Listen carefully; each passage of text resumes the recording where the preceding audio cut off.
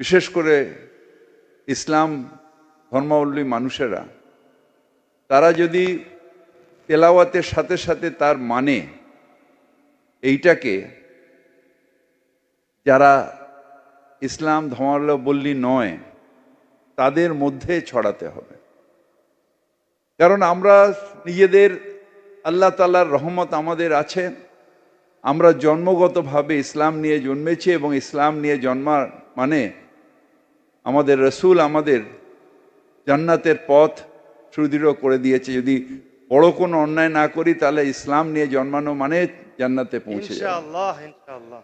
কিন্তু যাদের সেই আল্লাহ সেই রহমত যাদের দেননি, তারা যদি তেলাওয়াত এবং কোরআন শরীফের মানে যদি বুঝতে পারেন এবং একজনকেও যদি আমরা ঈমান দিতে পারি, তাহলে আমাদের জান্নাতের পথ একেবারে সুদৃঢ় হয়ে যাবে। আমরা নিজেরা মুসলিম ঘরে জন্মেছি, মুসলমান ঘরে বড় হয়েছি, আমাদের নামাজ আদব কায়দা সব আমাদের বেশিরভাগই মানুষের জানা।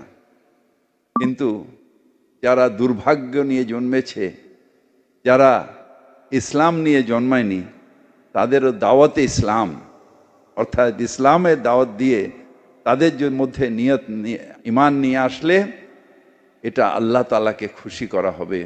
আমাদের ইসলামের রাস্তা